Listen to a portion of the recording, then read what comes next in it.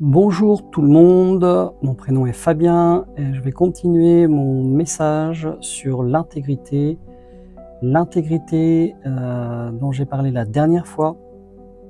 Et là je vais parler de l'intégrité, donc l'intégrité en tant que personne.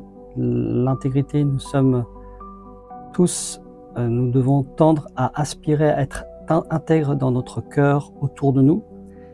Et je vais simplement développer aussi l'intégrité dans le service pour les autres. On pourrait dire aussi l'intégrité dans le ministère. On emploie souvent le mot ministère. Mais qu'est-ce que le ministère? Et le ministère, pour beaucoup, veut dire tellement de choses que, en fait, vous pouvez tout simplement servir Dieu, puisque ministère veut dire servir Dieu autour de vous et être tout aussi puissant que si vous étiez sur une estrade devant des milliers de personnes. Ce qui compte pour Dieu, c'est toujours votre cœur, et nous ne serons pas jugés sur les grandes ou petites choses que nous faisons, mais nous serons jugés sur la fidélité dans notre cœur pour le Seigneur, pour lesquelles les choses que Dieu nous demande de faire et pour lesquelles on fait tout simplement. Ça peut être des choses très simples comme des choses beaucoup plus compliquées, mais en fait ce qui compte aux yeux de Dieu, c'est l'obéissance. L'obéissance et de la fidélité. D'ailleurs, on le rencontre dans la parole de Dieu lorsqu'il est dit dans un passage: viens, rentre, bon et fidèle serviteur. Donc on sera jugé sur la fidélité et sur les motivations de nos cœurs. Uniquement sur ces deux paramètres-là, nos cœurs seront jugés sur la fidélité et sur les motivations de notre cœur. Donc je vais continuer sur l'intégrité. Je refais un petit rappel de qu'est-ce que l'intégrité en tant que caractéristique. Donc c'est une attitude de cœur. L'intégrité dans le ministère, dans le service pour Christ, c'est quoi? C'est le fait d'être honnête, droit, cohérent entre ce qu'on pense, ce qu'on dit et ce qu'on fait. C'est vivre sans duplicité, sans tricherie, avec un cœur pur. Ce n'est pas un sentiment, comme je vous l'ai dit l'autre jour, mais c'est une attitude de cœur. Donc je fais une petite parenthèse sur le mot ministère. Le ministère vient du latin ministerium, qui signifie service. Donc on fait tout un tralala sur le ministère. On voit que beaucoup de personnes font comment on appelle ça, des obsessions sur le mot ministère, mais en fait ministère c'est tout simplement le service pour le Seigneur. Et vous pouvez servir le Seigneur autour de vous, vous pouvez servir le Seigneur lorsque vous évangélisez, vous pouvez servir le Seigneur avec votre voisin, votre voisine, vous pouvez servir le Seigneur dans votre famille, et tout cela a autant d'importance dans votre travail aussi que si vous étiez sur une estrade ou pas. Dieu ne fait pas attention à l'estrade, il fait attention à toujours l'attitude de cœur, et le cœur est plus important pour Dieu que ceux qui sont voyants ou pas voyants, ceux qui sont sur le devant et ceux qui ne sont pas sur le devant. Le mot ministère donc vient du latin ministerium, qui signifie service dans la Bible. C'est une petite parenthèse que je vous fais. Dans la Bible comme dans la vie chrétienne, un ministère c'est une fonction, un service rendu à Dieu, aux autres, selon les dons que Dieu a donnés à chacun. Donc un ministère n'est pas forcément visible, c'est ce que je venais de vous dire, ou sur une scène, mais il peut être discret, caché, mais tout aussi puissant aux yeux de Dieu. Vous avez des personnes qui sont intègres dans le service que le Seigneur leur a demandé. Je connais une personne autour de moi qui fait depuis des années, elle donne à manger aux pauvres, et c'est merveilleux ce que Dieu lui demande de faire. Elle le fait, elle passe sa vie sur les routes et elle donne à manger aux pauvres. Vous voyez, ça c'est un service, et c'est ce que Dieu lui a demandé, et elle le fait avec son cœur, et c'est un service, donc un ministère qui est puissant, tout aussi puissant que celui qui va évangéliser ou qui va prophétiser devant des estrades, sur une estrade, devant des milliers de personnes. Je dis ça simplement pour vous dire que le service n'est pas lié que aux personnes qui se voient, mais aussi à ceux qui sont dans l'ombre, Dieu aime les personnes qui sont dans l'ombre et Dieu regarde le cœur et la fidélité dans ces choses-là. On serait surpris, je pense, au ciel de voir les récompenses que des frères et sœurs peuvent avoir. Je pense qu'on sera vraiment très très surpris parce que Dieu aime tellement les choses humbles. Dieu aime tellement les choses humbles et recherchons les choses humbles avec un cœur humble. Comme Jésus était humble, il était doux, il était discret. Et comme bien d'autres nous ont laissé aussi des exemples de simplicité. Donc c'était une petite parenthèse sur le mot ministère. Donc le ministère, c'est une manière de servir Dieu. Donc j'aime bien dire aussi le service pour Christ. Dieu et les autres, donc on parle de l'intégrité sur l'appel, les dons que Dieu a donnés à chacun. Je vais vous donner une petite... je vais vous donner un exemple d'un homme intègre qui a été intègre. Alors, des exemples bibliques, j'en ai à vous donner, mais je vais vous donner l'exemple d'un homme personnellement que j'ai entendu parler depuis très longtemps et que j'aimais beaucoup lorsqu'il prêchait, lorsqu'il enseignait, lorsqu'il prêchait, puisque sa manière de prêcher, c'était d'amener des foules à Jésus. Donc, c'était pas un enseignement, c'était un prédicateur. Le prédicateur, c'est celui qui donne les oracles du Seigneur, qui prêche, qui annonce l'évangile. Et il y a, enfin, voilà, on pourrait parler de différentes personnes à différentes fonctions. Donc, je vais vous donner simplement l'exemple de cet homme que tout le monde connaît, qui s'appelle Billy Graham et qui était un homme intègre dans son service pour Dieu, intègre dans le ministère que Dieu lui avait confié. Donc, Billy Graham était un excellent exemple d'intégrité dans le ministère. Pour rester intègre tout au long de sa vie publique, il s'est entouré de personnes de confiance, écoutez bien, et avait établi des principes clairs. Il appelait ça le Modesto Manifesto, la déclaration du Modesto, qu'il a rédigé tout simplement avec son équipe, en 1948. Cette déclaration comportait plusieurs engagements pour éviter les pièges fréquents dans le service, dans le ministère. Donc il a mis des choses en place pour avoir un cœur intègre et pour ne pas se fourvoyer et tomber dans des pièges.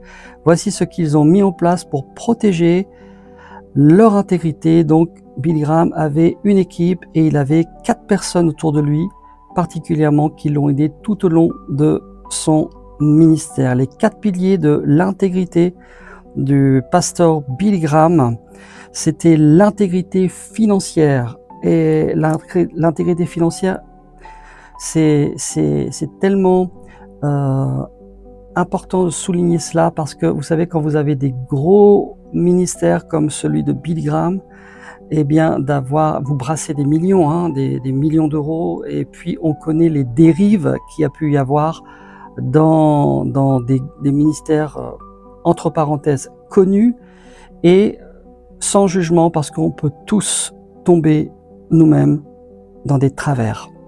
D'ailleurs, une fois, on avait posé la question à Billy Graham sur un homme qui avait fait une chute, un serviteur de Dieu qui avait fait une chute, et la réponse était celle-ci, ne le jugez pas parce que moi-même j'aurais pu être cette personne. Vous voyez, ne le jugez pas car moi-même j'aurais pu être cette personne. Il avait chuté malheureusement dans le piège des femmes et du sexe, et quand on lui a posé la question, il a donné cette réponse qui a évidemment étonné beaucoup, et cela est exactement le cœur de Christ. On ne doit pas juger comme Jésus l'a fait avec la femme qui est venue devant lui et qu'on a jugé pour adultère, et Jésus a dit que celui qui n'a point péché lui jette la première pierre.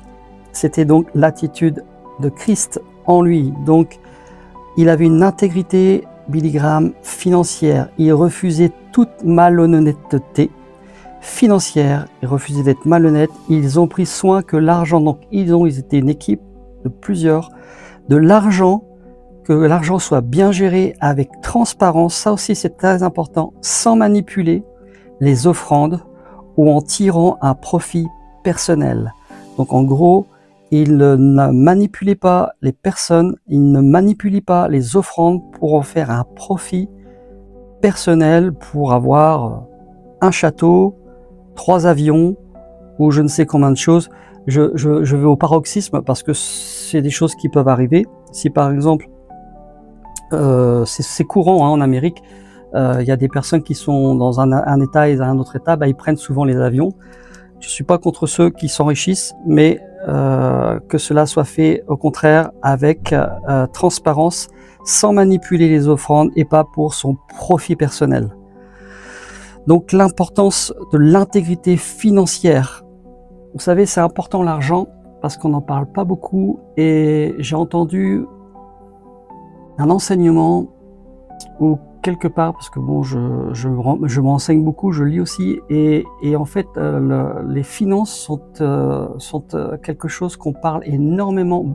Jésus parlait beaucoup des finances. Dans la Bible, vous parlez beaucoup de finances, et dans la Bible, il y a énormément d'enseignements sur les finances. Et malheureusement, on est tombé dans des extrêmes, dans certaines personnes, et c'est ce qui fait qu'aujourd'hui il y a des gens, ils n'ont plus confiance, ils ont perdu confiance, et ils ne donnent même pas un centime à qui que ce soit parce qu'il y a eu des extrêmes. Vous savez comment est l'être humain, on juge, on ne comprend pas toujours que quelqu'un pourrait traverser à un moment donné une épreuve, une tentation, pardon, et puis et après on ferme et c'est terminé. C'est comme ça, c'est l'être humain qui juge, mais justement nous ne devons pas juger. Donc il avait une intégrité financière, il avait une intégrité morale, toujours éviter toute situation compromettante, excusez-moi, avec une femme. C'est-à-dire qu'il ne se permettait pas d'être seul avec une femme. Jamais il avait un rendez-vous seul avec une femme, ni un rendez-vous dans le ministère, ni un rendez-vous professionnel. Cette règle s'appelait plus tard la règle de Billy Graham. Donc il était dans une intégrité morale, toujours éviter toute situation compromettante avec une femme qui n'était pas leur épouse. La seule femme qui s'autorisait à voir et à discuter des longues heures et avec qui il pouvait passer des moments même de partage spirituel, eh bien, ça a été leur épouse. Vous savez que l'adultère ne vient pas que par l'attirance physique, il démarre bien souvent par des partages intimes, et c'est là d'ailleurs que commence l'adultère, puisque l'adultère c'est pas seulement physique, mais ça démarre bien souvent dans des partages et dans le cœur, et c'est comme ça que l'adultère va vite. Donc il avait mis des règles pour ne pas pécher et ne pas trébucher avec les femmes. Et d'ailleurs, j'ai un exemple tout concret qui me revient en tête. C'est une fois, il avait été dans un hôtel, il avait des personnes avec lui qui le suivaient, et pour le coincer, ils avaient mis une femme qui était juste à côté de sa chambre, et qui était en fait une femme pour l'attirer, pour simplement le prendre en photo et mettre son ministère par terre, le ministère que Dieu lui avait confié par terre. Heureusement, aussitôt la personne dit va à gauche, parce que c'était un piège. Donc vous voyez l'intégrité morale aussi avec les femmes et avec les hommes, pour ceux qui ont un ministère aussi, qui ont un ministère féminin et qui travaillent avec des hommes. Donc il avait ce principe qui est important, donc l'intégrité financière, l'intégrité morale, et il ne se permettait pas à une femme d'être avec lui tout seul, jamais. L'intégrité relationnelle et la loyauté ecclésiale. Écoutez bien ceci, pardon. Ne pas critiquer les autres, églises ou pasteurs, pour rester un facteur d'unité dans le corps de Christ. Waouh! Qu'est-ce que c'est fort! Cela répond à la prière quand Jésus dit « Je ne te prie pas pour le monde, mais pour ceux que tu m'as donnés, afin qu'ils soient un, comme nous sommes un. » Dieu veut que nous soyons tous un, quels que soient les bords et quelles que soient les étiquettes religieuses, charismatiques, baptistes, enfin tout ce qui peut exister. Il ne critiquait jamais, et jamais il ne se laissait aller dans la critique concernant des mouvements, concernant des églises, concernant des pasteurs, parce que sa motivation, c'était de favoriser l'unité dans le corps de Christ. Et c'est la prière de Jésus que nous soyons tous unis les uns avec les autres pour Jésus, quelles que soient nos différentes sensibilités. Il avait un quatrième pilier aussi, donc là j'ai parlé de l'intégrité relationnelle et de la loyauté, donc il était aussi intègre dans ses relations, donc il était droit dans ses relations et il n'y avait pas de choses où il se fourvoyait, où c'était pas clair, mais les choses étaient vraiment dès le départ claires, nettes, et il n'y avait pas d'ambiguïté. Le quatrième pilier qu'il avait, donc, et dans la présentation des résultats, il n'exagérait pas le nombre de conversions ou de participants à leur campagne. Il n'exagérait pas le nombre de conversions ou de participants à leur campagne. Il préférait la vérité à la gloire ou aux chiffres flatteurs. Donc il était intègre aussi dans la présentation de tous les résultats. S'il y avait 400 000 personnes qui se donnaient à Christ, c'était 400 000. S'il n'y en avait que 200 qui donnaient leur vie à Jésus, c'était 200. Il ne gonflait pas les chiffres, comme c'est écrit ici, dans ce reportage que j'ai pu lire, et il préférait la vérité à la gloire ou aux chiffres flatteurs. Donc, vous voyez que l'intégrité a été des piliers pour cet homme qui a eu des occasions extraordinaires pour amener des âmes, des milliers de personnes à Christ, mais en plus de ça, il a touché des personnes qui étaient des personnes de pouvoir.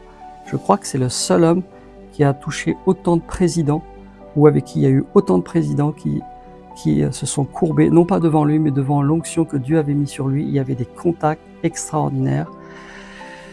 Et je ne voudrais pas vous dire des bêtises, mais j'avais d'autres informations concernant Billy Graham qui sont vraiment... On voit que voilà, il y avait la grâce de Dieu, il y avait la faveur de Dieu, parce que c'était un homme intègre. Donc l'intégrité dans le service et dans le ministère est très importante.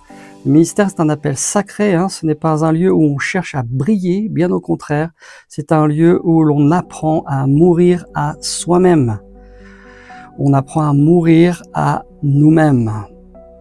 L'intégrité, ce n'est pas la perfection, c'est marcher dans la lumière, reconnaître ses failles, refuser l'apparence et la manipulation et garder Dieu au centre même quand personne ne vous voit.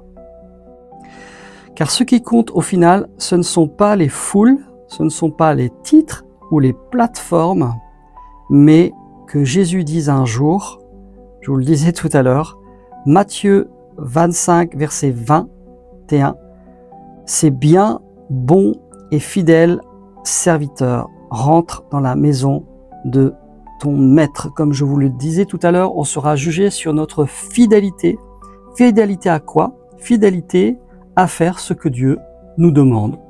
Tout simplement, donc, quand nous avons une relation avec Dieu, quand nous avons une relation avec Jésus, une relation avec le Saint-Esprit, c'est à nous de chercher qu'est-ce que Jésus veut, qu'est-ce que Dieu a préparé pour nous, pour que nous le fassions, et qu'on agisse tout simplement dans l'obéissance, même si parfois ça ne nous plaît pas, parce que Dieu est grand et il sait ce que l'on peut supporter et ce que l'on ne peut pas supporter. Et quand Dieu l'appelle quelqu'un, il sait ce qu'il peut supporter et il sait très bien ce qu'il ne peut pas supporter. Parce que Dieu est un Dieu d'amour, tout simplement. Jamais Dieu vous enverra dans un endroit où faire quelque chose que vous ne pourrez pas supporter. Souvent des personnes disent « oui, je comprends pas, il y a des blocages dans ma vie, le service va pas, le ministère... » Mais parce que tout simplement, Dieu a des choses bien plus merveilleuses pour vous et peut-être vous ne vous en rendez pas compte et peut-être déjà vous servez déjà Dieu et vous vous rendez même pas compte que vous êtes déjà dans le service et c'est tout simplement ce que Dieu veut pour vous. On veut toujours des grandes choses, mais les choses les plus humbles seront jugées sur notre fidélité. Donc c'est important de reparler de cette intégrité qu'on retrouve dans le service pour Dieu. Donc un service pour Dieu n'est pas un service pour nous, mais c'est un service pour Dieu, mais pour les autres, c'est servir les autres. Servir les autres dans l'intégrité. C'est servir les autres aussi sans hypocrisie spirituelle. On a parlé des masques, quand les masques tombent. Hein, les masques doivent tomber et on doit être intègre entre nous. Jésus d'ailleurs avait horreur de l'hypocrisie. L'hypocrisie spirituelle, c'est quelque chose que Jésus avait en horreur. Lorsque vous voyez dans Matthieu 23, il est dit « Malheur à vous, scribes et pharisiens hypocrites ». Vous savez, je crois que hypocrite vient du masque. C'était un masque qu'on mettait sur soi dans les pièces de théâtre. Je ne connais plus l'origine, mais en fait, hypocrite, c'était un masque qu'on mettait sur soi. Donc, Jésus disait malheur aux scribes et aux pharisiens qui connaissaient la Bible. Malheur à vous parce que vous ressemblez à des sépulcres blanchis. Jésus était dur, mais il disait la vérité dans l'amour, qui paraissait beaucoup au dehors et qui au dedans sont pleins d'ossements de mort et de toute espèce d'impureté. Vous voyez comment Jésus parlait. Il parlait aussi avec fermeté. Vous de même, au dehors, vous paraissez juste aux hommes, mais au dedans, vous êtes plein d'hypocrisie et d'iniquité. On a parlé aussi, vous voyez que Jésus, comment Jésus parlait. Et l'hypocrisie, c'est le contraire de l'intégrité. Excusez-moi, j'ai eu un bug.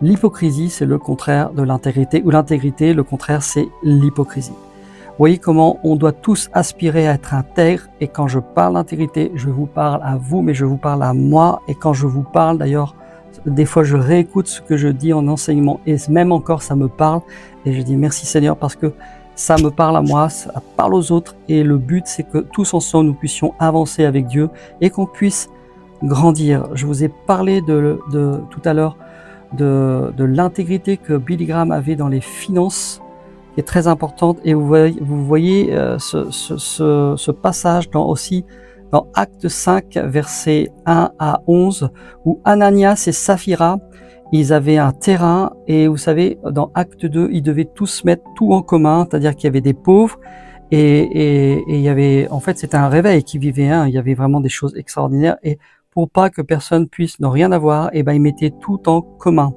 Et il y avait donc Ananias et Saphira qui avaient de l'argent, qui ont vendu un terrain, une partie de l'argent, mais qui prétendaient avoir tout donné. Vous voyez le compromis, tout simplement parce qu'ils avaient menti, non pas parce qu'ils avaient gardé.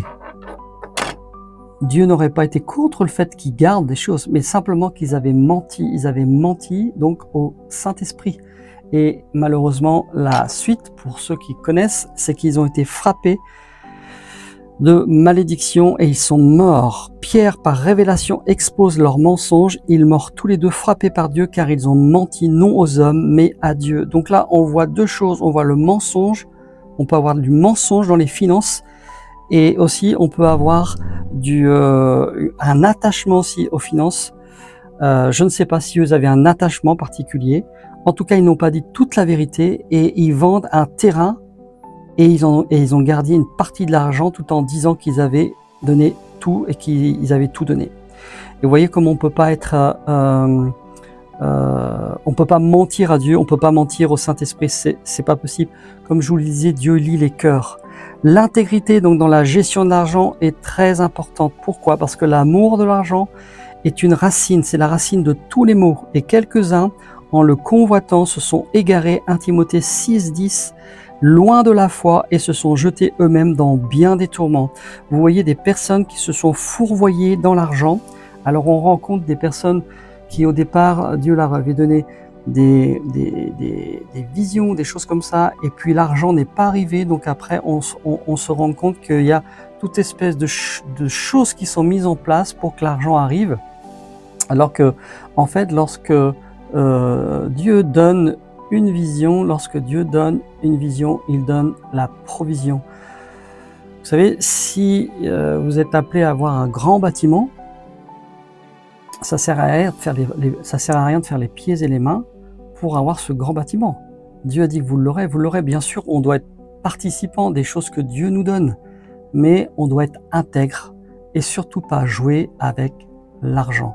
C'est tentant C'est très tentant, surtout pour ceux qui viennent, et j'ai remarqué souvent ça dans les ministères qu'on voit autour de nous, ou qui sont un petit peu dans les réseaux sociaux, et je le dis sans jugement, on voit sans jugement, je ne juge pas, on voit souvent que les personnes qui tombent dans les pièges de l'argent, ils sont souvent issus des milieux modestes, ils sont souvent issus des milieux pauvres, modestes. Et donc, il y a eu certainement cette frustration qui était là, et tout de suite, ils sont tombés. Vous savez, c'est très facile. Vous n'avez rien eu dans votre vie, et d'un seul coup, les choses arrivent, et puis vous pouvez être attiré par des belles choses. Dieu n'est pas contre le fait qu'on ait des belles choses, mais on doit être intègre dans nos finances, et surtout, la priorité, c'est au royaume de Dieu. Il doit y avoir une sagesse, une intégrité dans les finances. Et quand je vous dis ça, je le dis à moi-même, hein, parce que c'est tellement important. Les personnes nous regardent, les personnes du dehors nous regardent, ils voient. Est-ce que nous sommes comme les personnes de ce monde? Vous voyez, hein, dans le milieu politique où tout le monde se rejette la pierre les uns sur les autres, où vous voyez toutes ces personnes-là qu'il n'y a pas du tout d'intégrité, il n'y a pas d'intégrité. Et en fait, quand on creuse, bah souvent il y a tellement de choses, il y aurait tellement de choses à dire. Ce sont des personnes inconverties, on n'a pas le droit non plus de les juger, on peut juste constater ce qui se passe, mais nous ne sommes pas comme ces personnes qui brassent beaucoup d'argent. On doit être, même si on brasse un jour de l'argent, ou si vous en brassez, on doit avoir un cœur intègre, être droit. Vous avez une équipe, c'est pareil, l'équipe doit être bénie autant que celui qui est à la tête de l'équipe. Pourquoi il y aurait des différences? C'est pas normal. Je le dis parce que je l'ai vu. Donc vous voyez l'importance du cœur et l'importance de l'intégrité dans les relations aux autres, avec les ministères, et j'ai bien aimé avec les services. J'aime bien dire service parce qu'on a tellement mis des grandes fleurs sur le mot ministère que beaucoup de gens, malheureusement, c'est triste, mais ils croient qu'ils n'ont rien, alors que Dieu leur fait faire des choses merveilleuses, et que ce qu'ils font a aussi une grande importance que ceux qui sont vus sur des estrades ou autres. Jésus vous aime de la même manière, de la même façon, pareillement, et il aime et il estime ce que vous faites dans l'ombre. Par amour fraternel, donc l'intégrité dans les relations aux autres, vous savez, entre les enseignants, les ministres, les prédicateurs, les pasteurs, il y a beaucoup de concurrence. Et il ne devrait pas y avoir de concurrence. Parce que celui qui connaît l'amour du Père, il sait à quoi sert la concurrence. Si un frère a reçu plus dans un domaine, pourquoi vouloir plus le domaine? Alors qu'en fait, comme je vous le disais tout à l'heure, Dieu sait parfaitement ce qu'il nous a donné. Et il sait ce qu'on peut supporter ou pas supporter. Tout ce que Dieu nous donne, c'est toujours par amour et non pour nous détruire. Donc par amour fraternel, soyez pleins d'affection les uns pour les autres, par honneur, usez de prévenance réciproque. Ne faites rien par esprit de parti ou par vaine gloire, mais que l'humilité vous fasse regarder les autres comme étant au-dessus de vous-même. Est-ce qu'on regarde les autres souvent comme au-dessus de nous-mêmes? Je me suis longtemps posé la question, et je vais dire vrai, on ne regarde pas les gens au-dessus de nous-mêmes, souvent au-dessus de nous-mêmes. Ce n'est pas une vérité. On doit travailler à cela, et on doit aspirer à ce que lorsqu'on voit un frère, on voit une sœur, on doit avoir peut-être son cœur, pas l'extérieur, mais le cœur. Hier, pas plus tard qu'hier, j'ai découvert dans une relation un frère et une qualité de cœur que moi, je n'avais pas. Et j'ai dit, wow, merci Seigneur. Là, je peux voir, du coup, il est au-dessus de moi par rapport à cette qualité de cœur. Si ce verset est dit dans ce sens-là, eh bien voilà, dans quel sens on doit tous aller. Voilà ce que je pouvais vous partager sur l'intégrité dans le service pour Dieu, dans le ministère. Il y aurait plein de choses encore à vous dire. Donc les fruits d'un cœur intègre dans le ministère, je me conduirai, psaume 101, David disait, je me conduirai avec intégrité de cœur au milieu de ma maison. La conclusion que je pourrais vous donner par rapport à cette intégrité qu'on peut rencontrer dans le service pour le Seigneur. Eh bien, c'est cette conclusion de Billy Graham qui comprenait que l'intégrité ne se vit pas seule. Écoutez bien, il s'était entouré d'hommes et de femmes droits. Voilà, il est parlé d'hommes, donc je ne vais pas dire de femmes. Il s'était entouré d'hommes droits, donc il avait 4 personnes vraiment qui l'aidaient et qui étaient des personnes droits, qui partageaient sa vision, qui pouvaient lui rendre des comptes et qui l'aidaient à rester humble et fidèle.